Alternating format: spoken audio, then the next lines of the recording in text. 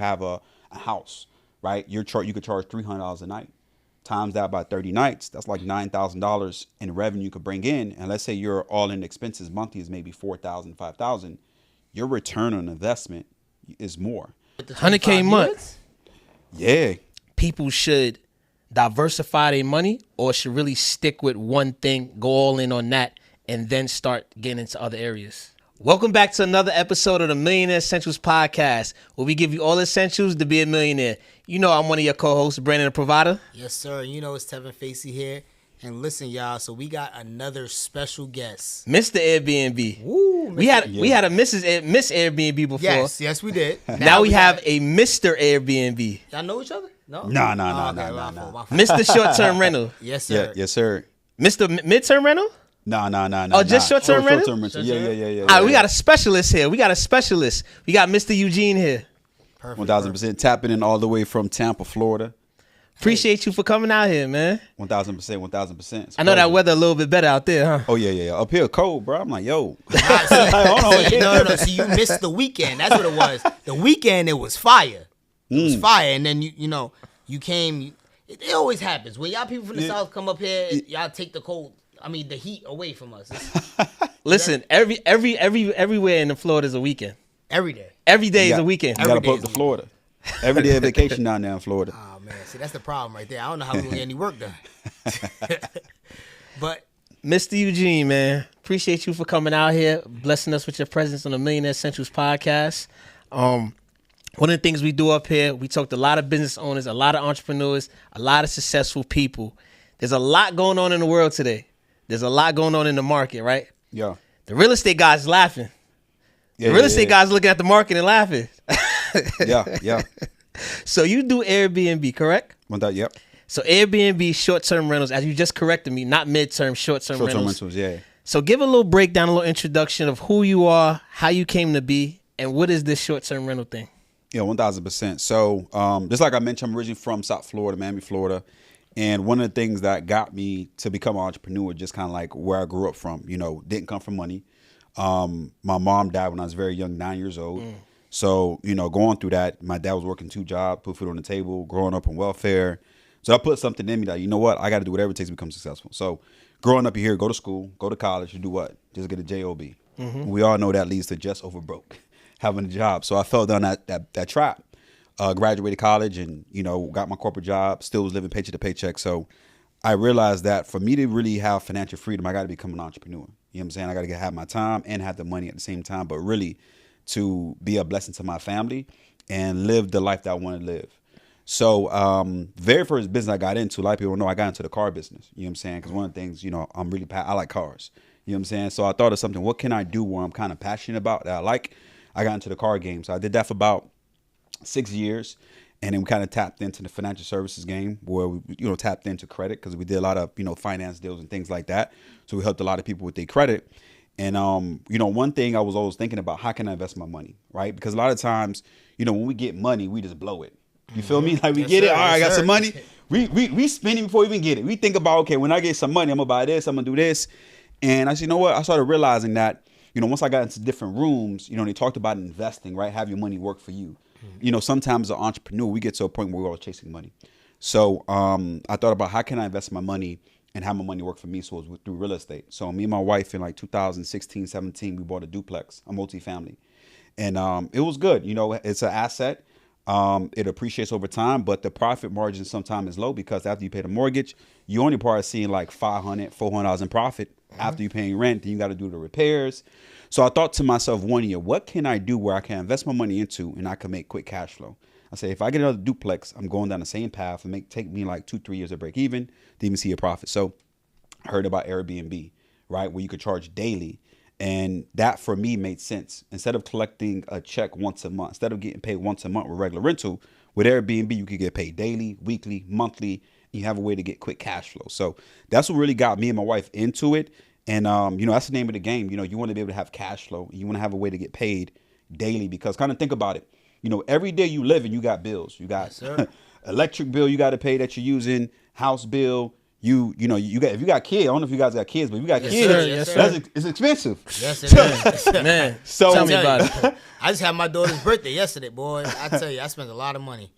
That's Yeah, all I know. trust me, I already know. My daughter's birthday coming up in like next 2 weeks. How old your kids? My daughter's 2, she's about to be 3, and then my son is 4, about to be 5. Oh, you new in the game, man. Yeah.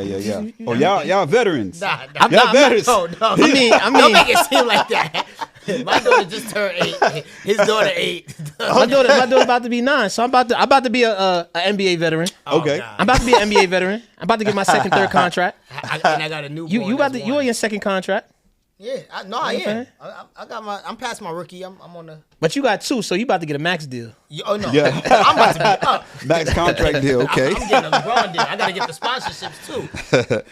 But yeah, Yeah. that's a blessing, man. That's a blessing. Yeah, So so- out the gate, you knew what you wanted to do. Yeah. I kind of like, it's still like in real estate, and what we do rental arbitrage. So, I like it because you get to see it, something tangible. You Hold kinda on, see where hold your on, investment going to. hold on. You saying arbitrage. When you say Right. these big words, We gonna stop. what we is gonna stop arbitrage? Arbitrage. So basically, arbitrage in Airbnb, basically where you rent a property from a landlord, owner, and you rent it under your business name, and you have permission to sublease it, sublet it out. So you don't have to buy the property. Okay. A lot of times we'll stop people from getting to real estate. They think you got to have the credit, you have a lot of capital, get a mortgage, and now you don't have to with the new way of real estate. Got you. That's dope. That's dope. So you go down that rental arbitrage path, Mm-hmm. right? In order for you to do a lot of your Airbnbs now. Correct. Yeah. Okay. Correct. So you were explaining. Yeah. So basically, with the rental arbitrage, we could rent the property, right, under our business name, and then from there, sublease it, put it on Airbnb, and make money. You know what I'm saying? So this is a great way to, generate cash flow, and I think it's a good way for people that's trying to get into the real estate again, kind of get their feet wet without all the heavy risk. You know what I'm saying? Because every business got risk. You got to look at, okay, what is the lower risk I could get into? And I think rental arbitrage is one of the best way. Okay. Dope. So that's like a low entry way that you feel like people can get into Airbnb, right? Yeah. So with you being in Airbnb, right? You started off from the path that you started off, and now you're here, right? You're Mr. King of Airbnb in Florida right now, right? How can somebody get started in Airbnb? Because I know a lot of people. They want to get into Airbnb, and you're saying rental arbitrage is that way, but obviously there's more steps to it. So could you give us like a nice little 3-step or 5-step thing that a person that wants to get into Airbnb can do? Yeah, for sure. So, number one, any business you're going to start, obviously you want to, have a corporation, have an LLC. So that's going to be one of the very, very first steps, get an LLC. And then outside of that, you're going to need some capital, right? It is some ways, right? You're going to need some capital, you need some funding, capital. right? And you guys do Exactly. funding. So you guys know, like any business you're going to start, you're going to need some funding. One thing I think about, and a lot of times people are afraid of funding, right? They're like, all right, well, I don't want to get funding. I don't want to get debt. But if you really think about it, all the big corporations leverage debt. Think about Apple. They're a $1 trillion company, but guess what? They still leverage debt. Every day. Think about Amazon. They're a $1 trillion company, but they still leverage debt. So if someone really trying to scale up and have a successful business, why not do what the 1% is doing, right? Leverage debt to make money. You have good debt, bad debt. But a lot of time, the reason why people are afraid of debt, because once they get it, they're probably going to go to designer, get Gucci, go to Louis, blow it. Instead of invest the money, have your profits get those, things that you want. So that's going to be the second thing, is to get, business funding, where you could, be able to cover the cost of rent, security deposit, and furnishing a unit. So number one, get an LLC. Number two, get some funding. And then the third thing is to be able to find the property, right? And the way that you do that, I'm going to give, 3 sites you could go to. Number one is go to Zillow.com, where you can find a lot of landlords on there, private owners that you can reach out to that's looking for people to rent.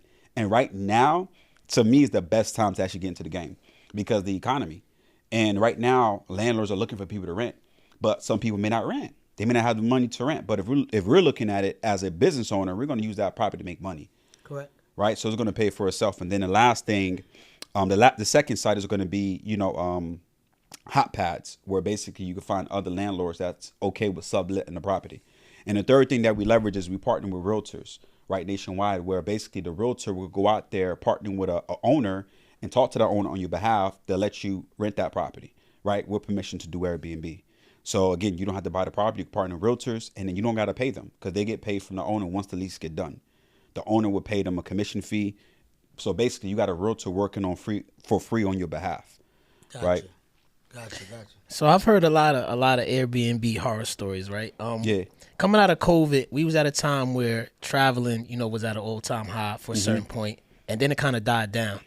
And then all these rules started coming up about Airbnb, and it started to get, from my perspective, harder to start doing arbitrage. So you just said one thing. Now is the hottest time and the best time to get in the game. So for the people out there who's kind of scared of getting an Airbnb, or they're seeing all these rules around, people not letting them get in the Airbnb, the landlords being kind of, have a stronghold on it. The price is going up because they know how much money guys are making now. Yeah. What are some of the things or some of the roadblocks or hurdles you could say that you can get over when it comes to Airbnb about working with landlords or pricing or numbers wise? Yeah. So basically just the roadblocks that people could kind of get over. Yeah. Okay. So, one thing, obviously educating yourself, understanding the game. So one thing is, always think about anything that you're trying to do, make it a win-win situation. I think when people come into the mindset is, okay, what can I get, right? What is in it for me? Instead of how can I position it where I could add value and make it make sense for the landlord and make it make sense for me as well, too. So typically our approach is make it a win-win situation. So if a landlord is looking to rent a property, we let them know, hey, look, we're coming in as a professional. We're going to take care of your property, right? Because we're using it to make money. So we're going to make sure it's clean and maintained. We're going to have cleaners clean the unit every time a guest checks out, right? So we want to check off all the boxes that the landlord's thinking about. Because think about what's the reasons why they don't want to let you do Airbnb. Number one, we all know people want to come party. They want to come party in the unit, come smoke in the unit, damage the unit. So they start thinking, I don't want to do Airbnb because they may damage the property. So you want to kind of ease their mind. The second thing is, why do people want to rent properties? For what? They want to make money, right? So now if you can let them know, hey, look, you're going to make sure you get your rent on time. Because as a regular tenant, sometimes they may not pay rent because they may not have they lost their job, whatever the case may be, but we're using it as a business. So we're going to have means to cover the rent. And then when we leverage business funding, we got reserve. So, ironically, when we got one of our units down in Cape Coral, Florida, the owner specifically wanted someone to do short-term rental because she went through hell with a regular tenant. Right. Like she went through hell. She's like, man, they didn't pay the rent no more. She went through a whole ordeal to evict them out the property. So when we reached out, she's like, I'm actually looking for someone that do short-term rental because I know they're going to take care of the property. And then I don't have to worry about collecting my rent.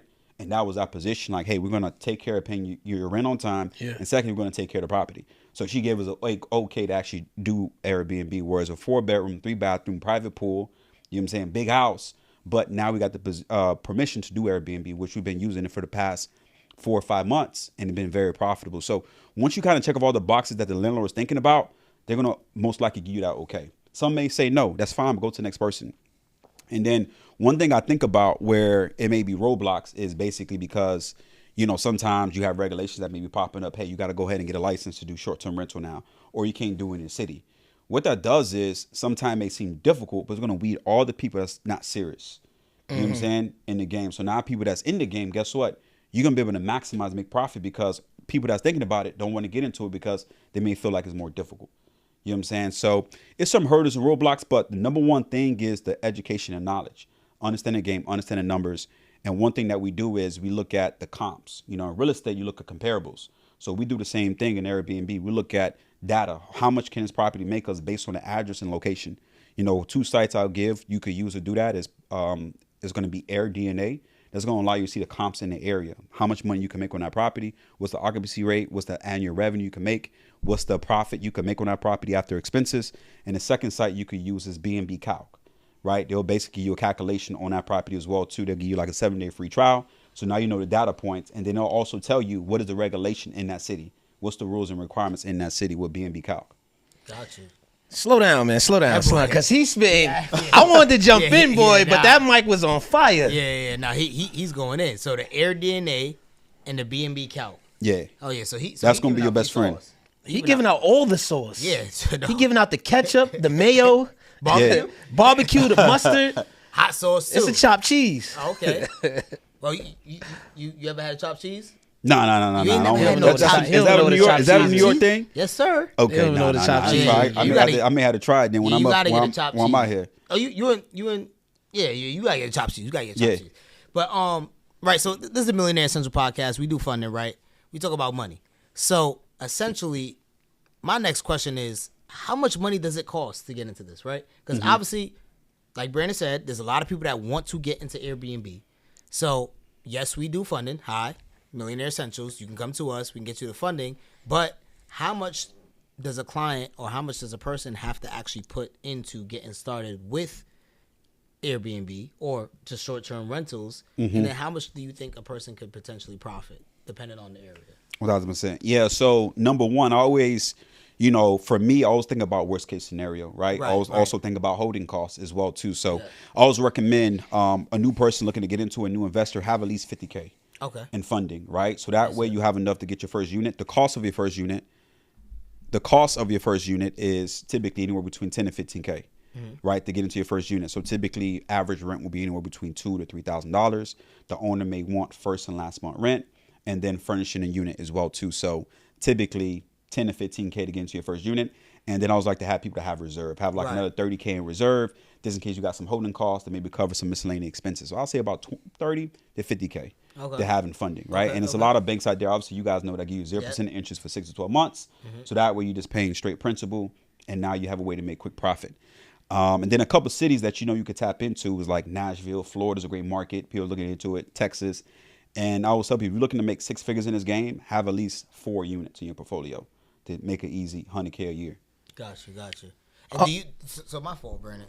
Do you feel like it's oversaturated in Florida? Because I know I see a lot of Airbnbs. Miami, every house is an Airbnb in Miami. Every house. It don't matter if there was theirs. They living in the basement or the backyard, but the house is the Airbnb. Do you feel like there's oversaturation in Florida and Texas and that, like in those bigger markets? Do you feel like the oversaturation can cause somebody to not be able to make money inside of Airbnb? Yeah, that's a great question. So I think, one thing, because a lot of times that will also stop people from getting in business in general. Right. They're like, all right, well, too much people do credit, or too much people do this, too much people do this. And what I think about, well, how can you stand out? What makes you different from everybody else? Yes. Right, at the end of the day, because sometimes you may have a client that go to you guys opposed to this next person that may do funding because they resonate with you guys more. You know what I'm saying? What makes you guys stand out? Right. And the other thing, too, is also with the knowledge, and then how can I stand out amongst the rest? That comes with education, right? That comes with just experience. So when it comes to saturated markets, how can you stand out? What best way you can stand out, number one, is you can have different amenities in your unit, right? Yes, sir. Different things in your unit. Also have a theme, nice color theme in the unit. You know what I'm saying? Because a lot of times people want to experience. And one thing, we all know in business or even in sales, people pay for value at the end of the day. You know what I'm saying? And sometimes people pay just to pay. Right, they buy certain things just because they want it. So when people go looking for Airbnbs, they're gonna look for the best looking Airbnb in that area. So if yours stand out, it's decorated nicely, you got amenities in the unit, you got sometimes we put pool tables in a unit if it has a private pool. You know what I'm saying? If it got different amenities, that person's gonna choose that unit compared to somebody else. Right. Even though you're maybe charging a highly daily rate, you know what? I'd rather pay a little bit more to get a better experience. So that's what we do typically to stand out in a saturated market. But it's enough money out here for everybody to eat. You know what I'm saying? So that's the mindset you got to go into it. Gotcha. So that was a great question, because I'm not gonna let you kind of escaped it a little bit, right? Yeah. So because this is the Millionaire Essentials podcast, right? So we got to get down to the nitty gritty, because on average we're getting people $50,000 to $60,000 on a Chase Inc. 0% interest card. Dang. So with one card, when our referrals, we could actually get them started in Airbnb. So I want to get kind of granular, right? Got it. What is the ROI? I get somebody a $50K 0% interest Chase card. We just actually did that the other day. I get them a $50K 0% interest Chase card, right? I come, every day. It's every day. I come to Eugene, right? What is the game plan, and what's the realistic ROI cash flow I can make per month? Yeah, 1,000%. And what I always say is depends. You know what I'm saying? Depends on that person's appetite, how much you're willing to invest into it, and what type of unit you get, because every unit is kind of different. But what I look at the returns, in investing, typically to get a 10% return on investing, whether it's stocks, real estate, that's a good return on investing. So typically with Airbnb, you could do numbers such as 25% on return, 30% on returns, right? Because you're charging a premium rate. You're charging, let's say you have a house, right? You could charge $300 a night. Times that by 30 nights, that's like $9,000 in revenue you could bring in. And let's say your all-in expenses monthly is maybe $4,000, $5,000. Your return on investment is more, right? So typically depends on the person's appetite. But let's say someone get 50K, they invest $10,000 and $15,000 into a unit. And one thing I like about Airbnb, you could get your investment back right away. your return on investment. So typically 3 to 4 months, you'll make your money back that you got invested into the unit, and the rest of that is just straight profit. And what people don't realize is some of the point you just said, your return. Yep. When rookie entrepreneurs, rookie business owners think I'm gonna put up 1,000 to make 1,000, that's not realistic in business. You monitor your success in business by percentages. You want to see your percentage on return. You want to see, yo, am I getting a 10% return, a 15% return, a 25% return, a 25, 30% return? That's incredible. So what you usually do, you compare that to the market.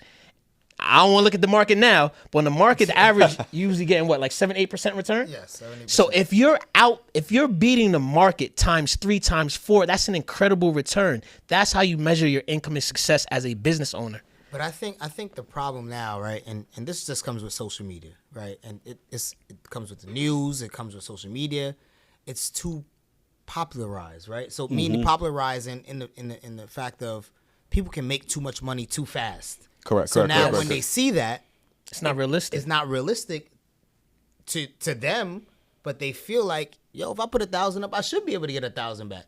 So like I think as mentors, as the people that are now being able to teach and grow and share on information, we do have to start to give those realistic expectations based upon the amount of money that you're putting into the market now, or putting into the Airbnb, or putting into whatever it is that you're going to be doing in funding or business, or just in general.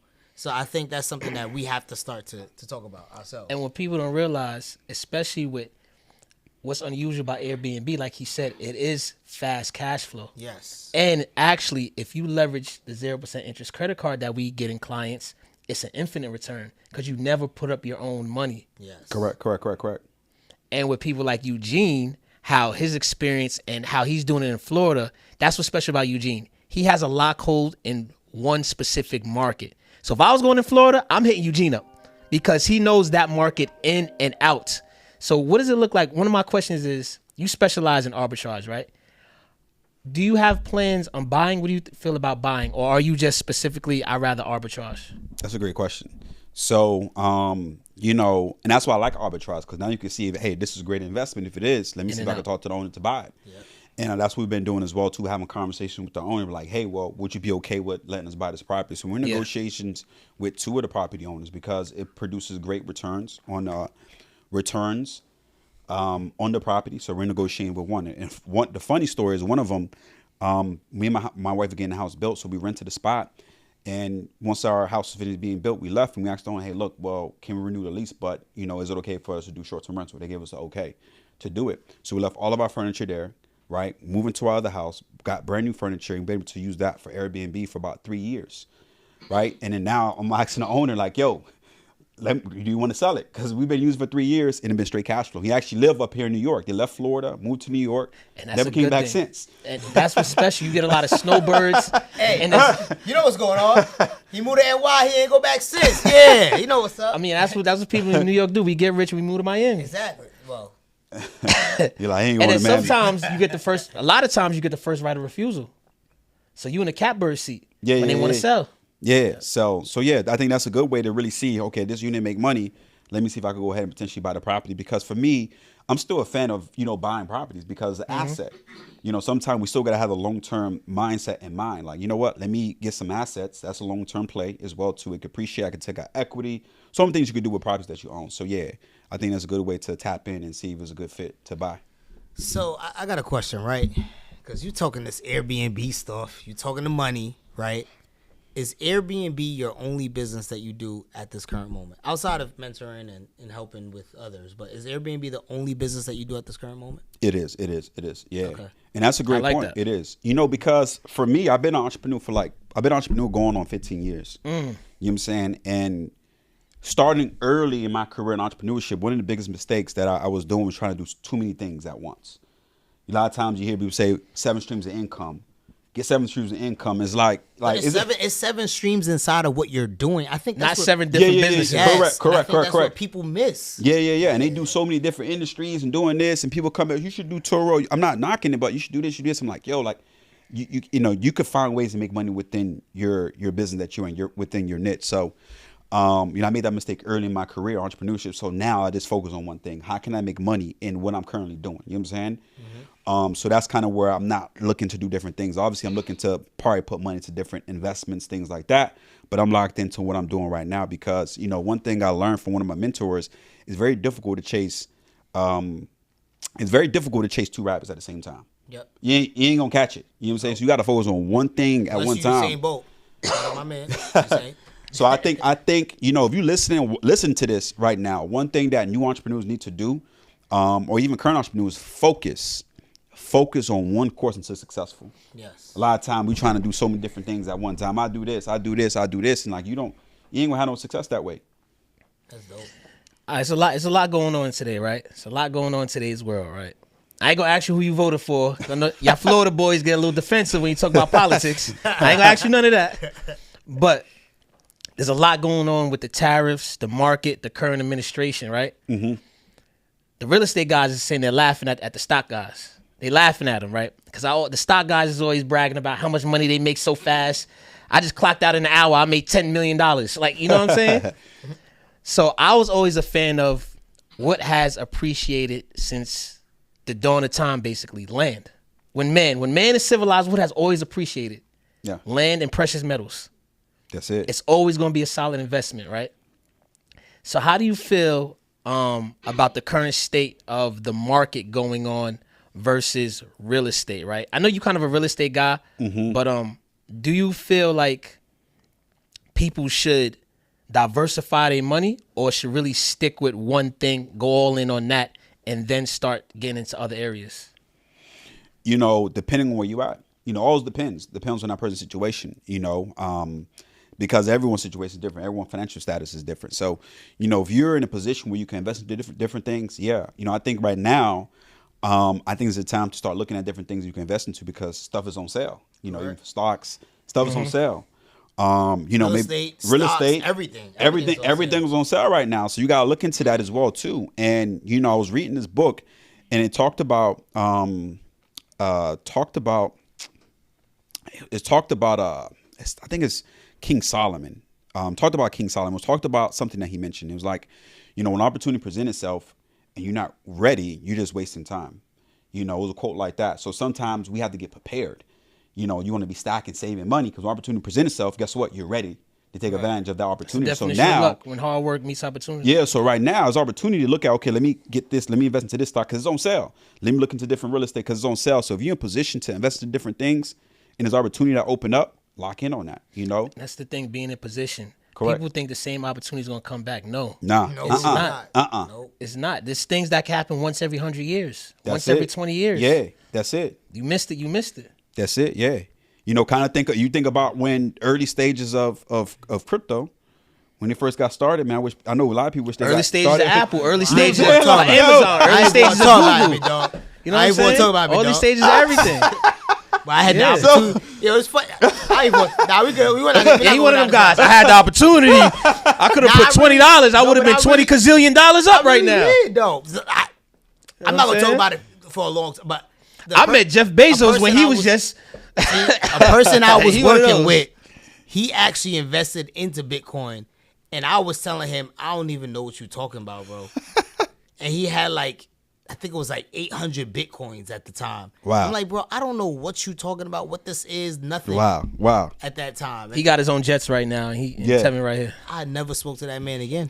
He never, why would he speak to you? I haven't. He's on a mountain somewhere. Oh, yeah, he up. He's on the mountain. He on the mountain somewhere. Yeah, he up. He lit. He actually was one of them type of mountain type climbing people anyways, so man. One of the things, we're in another era,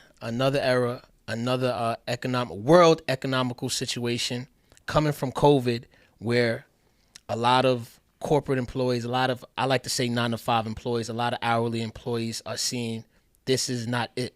This singular thing of working on this corporation, this job is not going to provide me the life that I need. So I want to get into entrepreneurship. But then when they get in, they realize, this is hard as hell. I'm satisfied with just getting a check. Yeah. So you said you've been an entrepreneur for 15 years. How is that transition of staying consistent, being successful, handling the family, and really grinding it out and building a successful business? Like, what is the type of mindset you have to have? How do you stay consistent and be successful? Especially coming from, I went to school for a job, and I'm getting this check every week. Yeah, man. What I would say, it's not easy. You know what I'm saying? It's not easy. But number one, you gotta have faith. You gotta have faith. For me, like you gotta be grounded in the word. You gotta have God, because entrepreneurship, you got ups and downs. Have a purpose. You know what I'm saying? You got ups and downs of entrepreneurship, right? But when you have that faith, you know that you're gonna get through it. And one of the things that my mentor told me is certain things that you go through, you gotta grow through. Right? And a lot of times, new entrepreneurs don't want to go through that process. They just want to get into the game. Like, all right, once I get my LLC, I'm a millionaire. I'm successful. Like, nah, bro, you got to put work in. They don't want to fail forward. You know, you got to fail forward, fail your way to the top. So I think, you know, for me, I had to go through those growing pains and learning lessons. And, you know, a lot of times people don't want to take any L's. You know what I'm saying? But we all know, like, hey, for you to get to the millions, you got to have some L's in it. Yes. You know, so you got to take some L's, but you got to learn from it as well, too. Everything's lessons. And one thing I always think about, everything happened for a reason. Everything happened for a reason. So for me, I put that into my mind. And, you know, it may seem difficult, but being an entrepreneur, let's be real, it's better than working 9 to 5. I never knock a 9 to 5 because I work about 20 jobs in my lifetime growing up. You feel me? But I'd rather be an entrepreneur. I get to control my time, dictate how much money I want to earn. But the biggest thing is, if you're a new entrepreneur, understand there's no balance. You know what I'm saying? Especially if you're married, kids, you ain't got no balance. So for me, you know, what I do is I prioritize spending time with the family, but sometimes you're going to have some days where just is everywhere. You know what I'm saying? But once you get used to it, you lock in, then it's like, all right. But, you know, you mentioned something I just want to touch on right now. In this day and age that we're in right now, it's not a want if you want to become an entrepreneur. Right. It's a need. Because if you're only dependent on that one stream of income, people have not been paying attention to what's going on in the economy, you're doing your family the service. Because you'll be let go at any minute. Now, what you going to do? Now you're stuck, because guess what? You're depending on your job to put food on your table. You're depending on the government to put food on your table. Now you're giving permission to starve you. So what I think about is, and even in the Bible, we got to have other ways to have income. Like abundance is talked about in the Bible. God wants us to be wealthy. Yes. But one thing that people are afraid of is going through trials, tribulations. And the other thing is we have to have wisdom. You got to keep learning. You know what I'm saying? A lot of times people want to learn, but the more you learn, the more you earn. But you got to get the knowledge. One thing you keep saying is my mentor. Yeah. Before he make an important statement. My mentor. My mentor. My mentor. And I think people need to really focus in and pay attention to that. You need guidance. You need mentorship. Yes. When you open that Bible, that's guidance. That's mentorship. When you went to school, you had guidance, you had mentorship. When you get on your job, you have guidance, you have mentorship. So when you get in business, you're scared of mentorship, you're scared of guidance. That's why the majority of you guys fail, because you are not being a follower and being a proper follower to become a leader. A great leader has to be a follower first. Yes. And by follower, I mean to listen and learn. Like he said, you got to get that wisdom first in order to learn how to lead. So I think that's very important. Yeah, and I mean, I've been saying this on every podcast or every other podcast that I've been on. If you have a 9 to 5 job right now, you need to be investing. Whether it's the stock market, even though it's not in the greatest position, but that doesn't mean you drop out just because it's not in the greatest position, right? And you need to invest in real estate, business, something. You need to invest into something. Yeah, I know we be joking around, but I don't want to say the stock market is not in the greatest position. You can win with it going up, you can win with it going down. And that's what people need to understand. And so people only look at the stock market for the stocks. They don't look at the options behind the stocks. They don't look at the things. A lot of money going down, going up, staying. Like either way. Yes, sir. So I mean, that's some of the things that I think we need to start preaching as well, right? 9 to 5 people that have jobs, stability. Invest that money. Yeah, invest. Don't go out there and buy the Porsche, the Gucci, all that other extraness, because it's not going to bring you no return. It's going to bring you the socialize. Correct. That's not going to help you at any. And one of the reasons why I think people, don't want to invest because they want something quick right away. And stocks is a long-term game. But if you look at any successful, wealthy person, it took time for them to build wealth. Yeah, it took time. Look at Warren Buffett. For anybody to become rich nowadays, I think the average age for a person that became rich is, I think it's like 45 or something like that now. I ain't waiting that long. Yeah. Looking at me. No. I'm just saying. The statistics are, I think the first millionaire, I think they become millionaires at 45. You can't tell a 19-year-old that, bro. You say 45, that's a lifetime, bro. It's hard. Realistically, it's hard to tell a 19-year-old that. I personally wouldn't tell a 19-year-old that because if you look at them, if you tell them that, they ain't gonna listen. At 45, I'm not talking to a 19-year-old right now. I'm talking to the masses. I can't talk to a 19-year-old at this moment. Okay. If we're talking to the masses, the masses isn't 19. You're right. The masses is more than that. So if you're 35 and 45 is when you can become a millionaire. That's a little better. Yeah. Sure. Yeah. It's closer. Yeah, you on the way, bro. Anyways, so like I was saying, obviously you said the L's, right? And millions, lessons, all that good stuff you was preaching, you and your mentor. Yeah. What is the L that you feel shaped you to become who you are today? Because I know this person that you are now is not what you was maybe 10 years ago or 5 years ago. Yeah. Right? Yeah. What L shaped you to become who you are today? Because a lot of people, they hear about the wins. Yo, I got Airbnb. I got 5, 10. Nah, that's cool. Yeah. But what L really shaped you? Yeah. Okay. Man, I would say that you can share. That your wife won't kill you. You know what I would say, man, I took a lot of L's. Right. But you learn from it. I would say like very, very early in my career, my business career, entrepreneurship career, like, you know, I wasn't really investing my money into different things. I was just all in on, okay, I got the car business, all in on the car business. And that was a dealership? A dealership, yeah. So that's a lot of money. Yeah, so dump a lot of money into it, and we had like a slow season, and you know, man, it was like low. You know what I'm saying? Like I was having to borrow money from here and there, you know what I'm saying, to pay certain expenses and things like that. And, you know, it was rough. And, you know, being married at the time, and like, man, I'm going to pay this bill. I'm going to pay this. You know what I'm saying? Mm-hmm. So for me, I'm like, man, me as a man is like, yo, like I can't be in this position where I can't. I'm telling my wife, I don't know how I'm going to pay this. You feel me?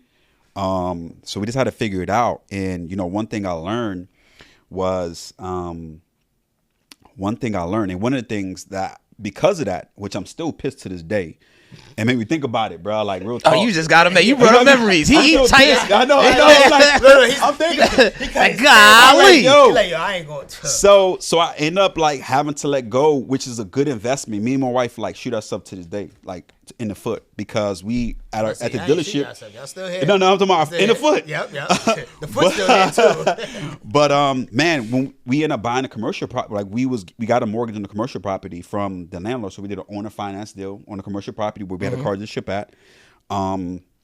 We ended up buying it for like $500K or whatever, the owner finance deal, and went through the rough time. We just let the property go. You know what I'm saying? Which I wish now that we still fought to kept it, because now that property is probably worth like $1 million.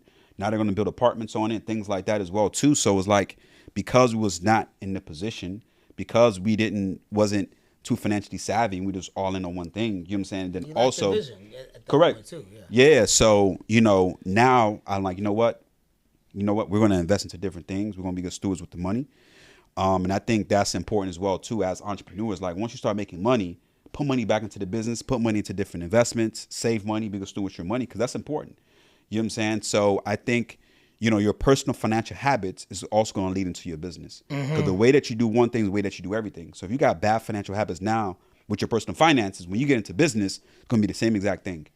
You know what I'm saying? So that was one of the biggest lessons I learned. So now we're good stewards with our money. We invest into different things. We have the long-term vision mindset. That's important that you said right there. We're habitual creatures. So a lot of people think they've been running crazy, doing all this stuff in their personal life all these years. I'm going to get an LLC and things going to switch. Nah. It don't work like that. That be the issue. So now we get them funding. That's exactly how they come on the phone. Hey, yo, I got this LLC, 50. That's all I need. Your mindset ain't switched. Nah. And you go to 50K like this. And people you go through 100K like this. Yeah. Like, so especially people that's not used to managing money. That's another thing. You ain't used to managing money. You just get 100K, which we can get you if you have a 700 plus credit score. We could get you 50, 100K pretty easy, pretty quick.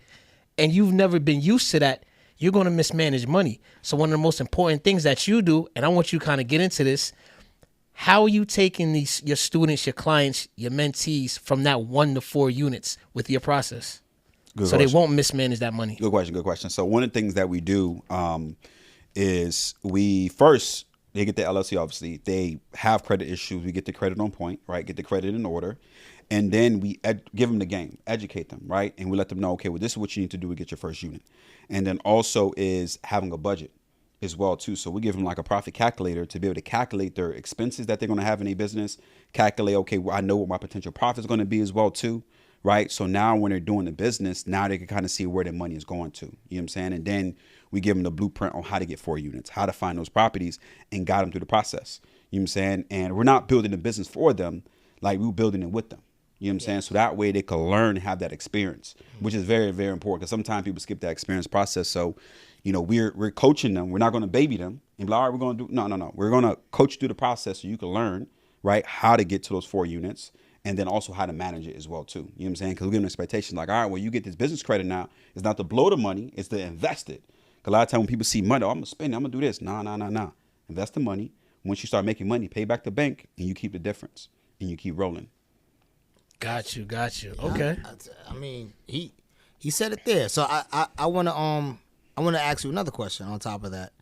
So with you mentoring and having the students and things like that, this might be a question that somebody's watching that would want to hear as well, right? Yeah. So my question to you is, it's a 2-part question. I'm going to ask the first part, and then after you're done with your part, I'm going to ask another one. First part is, how many units do you currently have right now? Okay. So we manage over 25. Okay, got you. So you guys I like how you did that. He good with the words. He said I manage over 25. He ain't saying that he his. That boy, he IRS watching. That's what it is. The IRS is watching.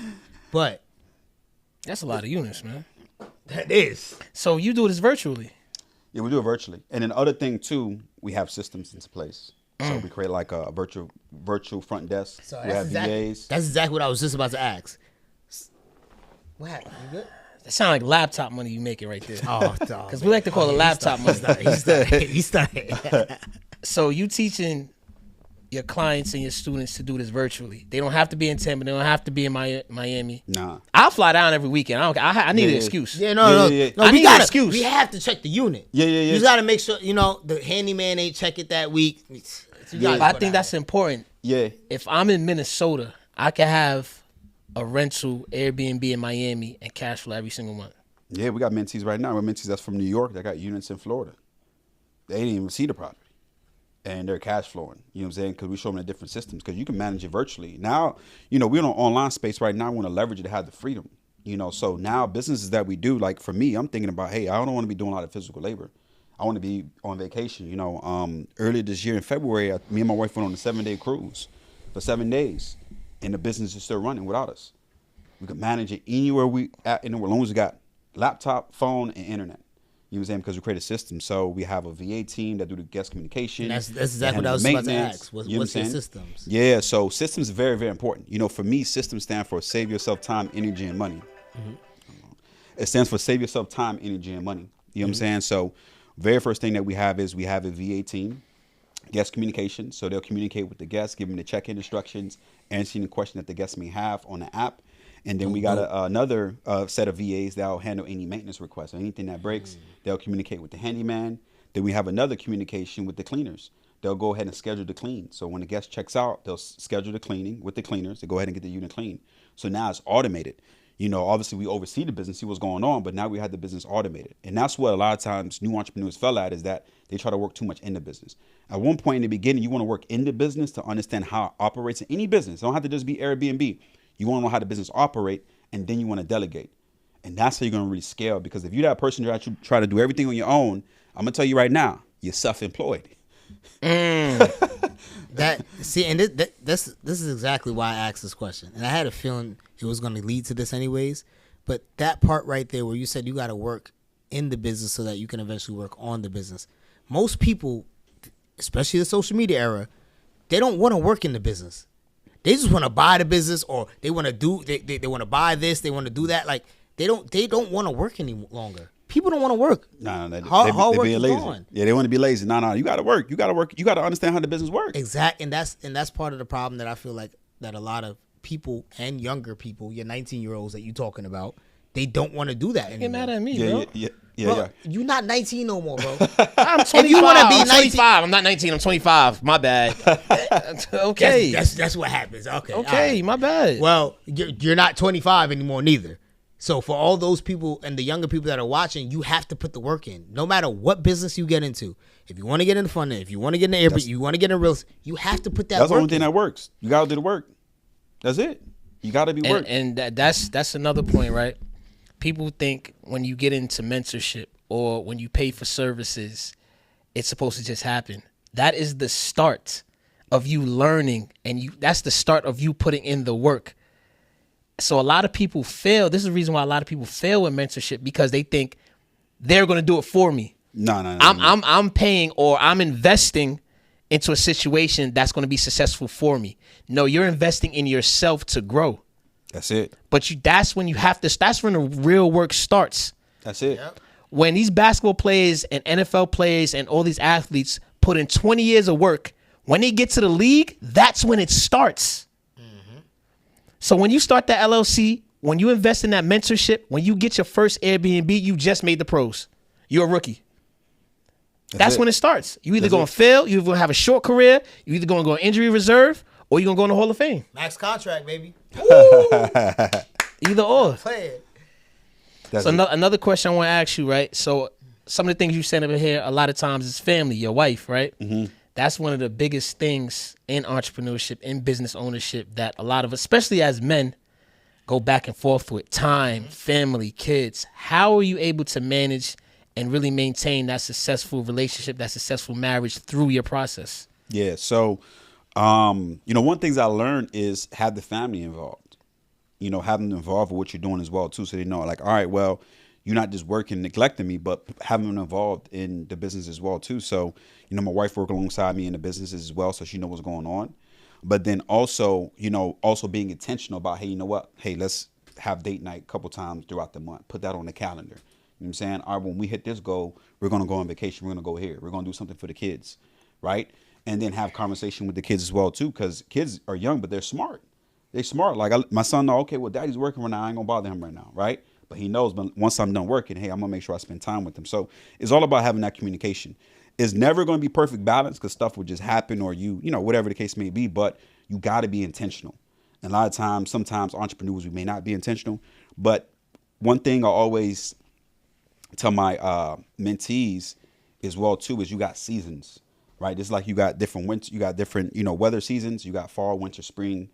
You got seasons in life. You got grind season, right? Maybe you just started a business. You got to grind, put work in the beginning. You may not be available as much to your family, but you know what? I'm doing this for us, so I'm locked in right now, right? And then you may have, well, it's a season of I'm taking the foot off the gas. I'm gonna spend more time with family, going on vacation. So you got to identify what season that you in your business and your life, right? So I think that's important as well too. So for me, I look at, okay, now I'm in grind mode season. After that, I take my foot off the gas and I'm gonna do stuff with the family and things like that.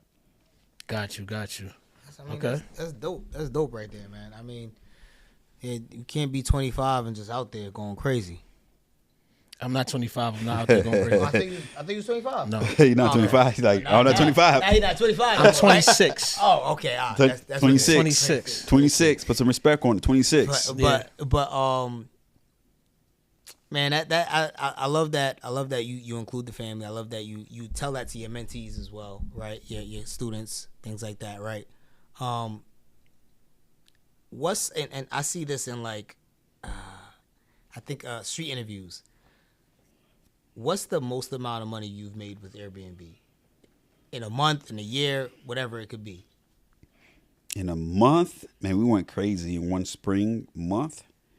I think it was like March, it was March 2023. We did like almost like 99,000 in 1 month. And was that with the 100K month? Yeah, it was like 20. And that's 20, just March, managing. 20, that was 99,000 and some change in 1 month. We went crazy that month. 100K month. That's fire. 100K month. That's fine. And that's all because of systems. Yeah, the systems and everything like that. And that was that like you said, like a chill as far as work, like 100K a month? Yeah, or did you have to really put a lot of? Nah, I would say chill because we started in 21, so we started like having our system together. Went through our like learning experiences the first 2 years, and that was like 23, and from there it was just went up. Yeah. Yeah, I feel like those first 2 years, of whatever business you have, it's that learning phase. Correct. Understanding how much systems you should put in. I feel like once you hit that year 3, it's up. Yeah. Like everything is it feels a lot easier. It feels smoother. You have a team. You understand what you need to pay. So I feel like a lot of people, when they get into a lot of different industries, they go through it 1 year and they're like, I ain't, this ain't for me. Nah, they throwing in towel too quick. You got to be patient. Yes. You got to be patient. You know what I'm saying? So how long did you have the auto dealership before you even got to? I had that for 6 years. You know what I'm saying? I had that for 6 years. You know.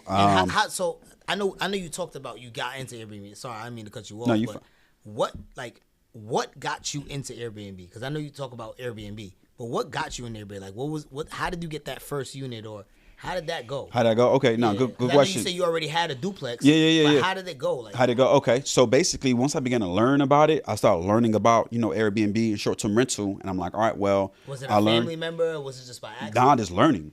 I just start just learning, tapping into I tapped into like a training, learned about it, and then I'm like, all right, well, I learned, okay, how do I get into it? Corporate leasing, do rental arbitrage and things like that. So then start making phone calls. Right. So I started calling different places around my city and area and find out who allows short-term rental and who allows Airbnb. And at one point when things began to open up, after the pandemic, a lot of apartments had like lease specials and things like that, looking for people to rent. And I found one spot that said, yes, we do corporate rental, X, Y, and Z. So I pulled up on them. I went, do a tour. And then I was like, all right, I like it. Like, well, how did the process go? Like, how did the process go? And he's like, well, how many units do you want? I'm like, what? How many units I want? It was that apartment complex. I'm like, you talking my language. I'm like, how many can I get? And then I gave my bank statements because I was an entrepreneur. I gave my bank statements. They're like, well, you could get 3 right now. So I'm like, all right. So what I did, 1 month in March, I took 1 unit and I staggered the move-in dates. I got 1 unit in March, 1 unit in April, 1 unit in May. And the money I made in March, I put that money to the next month for the other unit. To get the unit, furnish it. That other month, same thing. Roll the money to the next unit. And then we got 3. And from there, just build up from there. So started making phone calls, did the work, looked around, did research, made phone calls, called places, did some tours, got that one yes, pulled up on them, did the tour, and they gave us that okay. And you had a mentor at that moment? No, at that moment, I hopped into different trainings to learn, but no mentor at that moment. That was the grind? Yeah, just the grind, just doing the grind work. Do you still have that unit to this day? No, we ended up getting other units. We had that unit, I think, for about 2 years, and we ended up getting like other units and stuff like that, different places. That's dope. Yeah. I mean, he had so it was a great experience. So I want to ask you some fast-paced questions, right? Matter of fact, you and Tevin. I want you and Tevin to answer, right? So this is going to be a couple fast-paced questions because we want to. I want to get to know who we got up here, right? I want to get to know who we got up here, and they need to know who Tevin really is. So wait, what? I'm gonna ask some fast-paced questions, right? Oh, wait, hold up. We're gonna start off with Eugene, and then I want Tevin to answer. All right. As soon as it come off the top of your head, I don't want much thinking, right? All right, y'all ready? You ready? Go ahead, man. You look a little nervous. No, I'm good. I'm straight. All right, first question. Is this for Eugene, right? Yes. Okay. $1 million in cash or 1 million followers? $1 million in cash. Tevin? Oh, it's my turn? Yeah. $1 million in cash. Wow, I think he capping. All right. $1 million in cash. I'm not taking $1 million followers. All right, $1 million in cash. Not right now. Not right now, but I think my answer would be different in maybe a couple months, but I think right now $1 million in cash. Okay. In the state of economy that we're in, $1 million in cash. Okay. Big mansion or big penthouse? Eugene. I got family and kids, so it'll be the mansion. If I was single, no kids, it'll be the penthouse. So it'll be mansion. Tevin. I would take the penthouse. You take the penthouse? Yeah, with the kid's wife. Yeah. Okay. I think I understand why too. Yeah. Yeah, I understand why. All right, I got it. Wait, well, what is he about to say? No, I'm probably less to deal with. Less business, less. I know. Because he used to dealing with big houses, so yeah.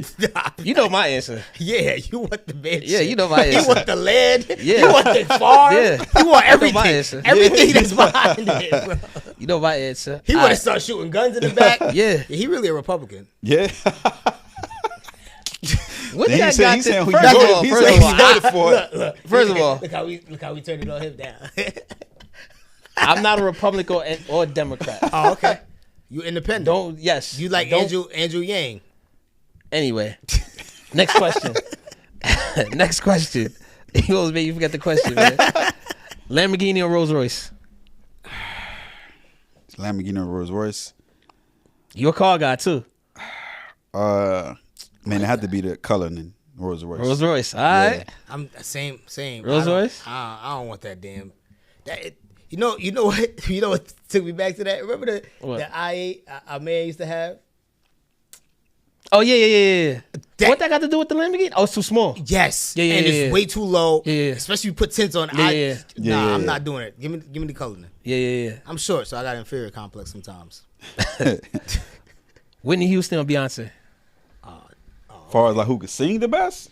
If you had to pick an artist, Whitney Houston, however you want to describe it. If you had to pick an artist to listen to on an hour road trip, Whitney Houston or Beyonce? Oh wait, no, you can't ask. I just threw that in. Eugene. Ah, man. If you had to pick an artist, Whitney Houston or Beyonce? I didn't really listen to Whitney Houston. Like, I'll probably say Beyonce. I'm going Beyonce. I know he going Beyonce. Wait, why you say that? I know you going Beyonce. Beyonce. Beehive fan? No. So You said he I Beehive know he fan? going Beyonce. we went on a road I didn't even trip. want to ask him. Yo, I know he going Beyonce. We went on a road trip, right? I ain't gonna lie. I definitely had J. Cole playing for at least like 2 hours. Yeah. He was sick of me. I was driving. I said, nope. Driver's rules. I get to put on whatever I want. Yeah. Okay. I had a last question. What was my last question? Oh, I forgot my last question. Oh, okay. Some nice tennis shoes or some nice dress shoes? Tennis shoes or dress shoes? If you had to go out. Tennis shoes, them shits you got on, right? Yes. Okay. Jordans. I would say, it could be designer tennis shoes. I'll say tennis shoes. Yeah, I'm doing Tennis tennis shoes? shoes. Tennis shoes. Yeah, I know you doing tennis shoes. I ain't gonna ask you. I know you do tennis shoes. I did dress shoes for a lot of years in my life. Yeah, me too. I don't want to wear dress shoes if I don't have to anymore. So when we really find out who's the real YN up here, who's Dang. the real YN up here, that's what we found out. That's what we found out. That's crazy. It be your old man, right? It be your old man. That's what we found out. That's crazy. But is that time? Yes, it's about to be that time. One of the things before we close out, right? What's one gem you could give somebody just getting started in business that they should have in their back pocket that will get them to the top and be as successful as they could be? Just in business, not in your industry, just in business. One gem they could stick by. Go ahead. It could be two. So two things. 5 if you want. Two. I'll say three things. Oh, Three. 4. I said 5. I said, look, 4. No, it was I did three. the five. So three. All right. So number one, I would say, number one, you need funding. I don't care what, but you need money. You need capital. Even if you're trying to run a nonprofit, you need money. So number one, get funding, have capital, start a business, right? Make sure your credit's on point. That's number one, whatever business that you're looking to get started into. Number two, which I think is very important, you heard me touch on this earlier, get a mentor, right? Get guidance, because what that's going to do is help shortcut collapse time frames, because you can learn from someone else who already had the experience, who went through all the mistakes, that could get you to the destination faster. Yeah. So number two, get a mentor. Find someone that could guide you, lead you to the promised land. And then the last part, which a lot of entrepreneurs, a lot of new entrepreneurs miss out on, is execution. You know what I'm saying? Execute. You can have all the information, you can have all the motivation you want. That's great, but if you don't execute, you ain't getting no results. So those three things: get some capital, get funding. Number two, get a mentor. Lastly, execute and do the work.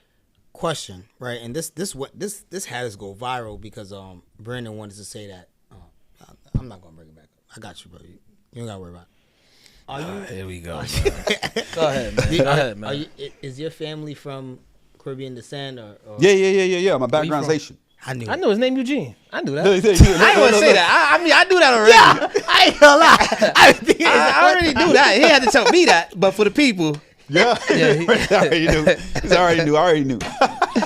he from Miami, named Yeah. Eugene. Yeah, 1 plus 1 equal 2. And he was in the car deals. Oh yeah, Yeah. 1 Yeah, I plus go 1 for- equal I go 2. for, he was really Haitian. He was really Haitian. Did your family have a lot to do with? I know you said your mom passed when you was younger, and your dad was basically hustling, bustling, doing. Do you feel like that's what really pushed you into that entrepreneur? Like, or do you feel it came from that corporate? Because you talk very corporate. Yeah. So that's the second question. What job you was at? Cause I ain't gonna lie. He talked like he was with the paralegals or something. Like, you know, hey, yo, you can't He's do a this no professional. more. He's a professional. Now, what I would say, you know, my environment. You know what I'm saying? My family, obviously, you know, they work hard. Coming from Haiti, you know, come here, come to this country, work hard. See my dad work hard. See my family work hard. So I'll say that's one, and then also my environment. Right, because you got choices. You know, growing up in Miami, you know, people look at Miami now like Brickell and all that stuff. Like back in the day, it was rough. I seen people get shot, killed, all that growing up in Miami. So, like that motivated me that I don't want to be a product of this environment. You know what I'm saying? So that kind of led me to wanting to be successful. That kind of led me to entrepreneurship. Got you. So Yeah. I got another this is really important. Just hold up, really important. Serious question. Why do all Haitians name their sons Eugene? Oh my God, bro. Is there a reason? On that note, man. I'm asking a serious question. Man. That's a money name. That's a money name. It is? Yeah. What? Anyone that's named Eugene is successful. No, but what's behind You know it? what I'm saying? It's no meaning.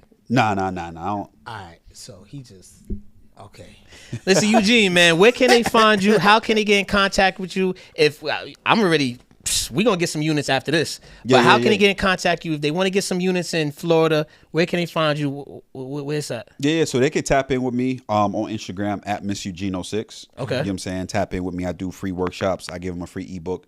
So I do free workshops weekly. So they want, you know, some free information, they could tap in, hit me a DM on the inbox. Okay. Or an inbox. Instagram? Yeah, Instagram. Facebook too? Facebook too. Eugene Fan on Facebook, and Instagram, Mr. Eugene06. Is there a reason On for Instagram. the 06? The 06? You was the sixth person that had Mr. Eugene. No. He's a Haitian. So I He probably pledged in 600. college. Huh? So I pledged in college. Alpha. Oh, Yeah, okay. yeah. Okay. Oh, so you went to college? Yeah, You I have- went to college. you have Yeah. a So I went degree to and college. everything? Okay. Yeah, I pledged. Yeah. Okay. So that's like the fraternity year. He worked Nice. He worked in a bank. He's at work in the bank. Yeah, you worked in a bank. That's what it was. You worked in a bank? No. I did social work. I was a social worker for like a year. Oh, okay. Yeah. So he worked with the people. So he had a lot of experience with the people. Exactly. Yeah. I know. He good. That boy good. Yeah. That boy good. Anyway. But definitely appreciate you for stopping by, man. You dropped crazy gems on this episode. Yes, sir. The gems just on this episode alone, people could take and level up. So imagine what you're really giving them inside your mentorships, inside your programs. You got anything specific coming up that they need to tap into? Nah, I would say mainly just a workshop. We got a workshop we do weekly. You know what I'm saying? So it's Thursday. So if they want to tap in, get some free game, Okay. they could go to free Airbnb, free BNBmasterclass.com to get some game.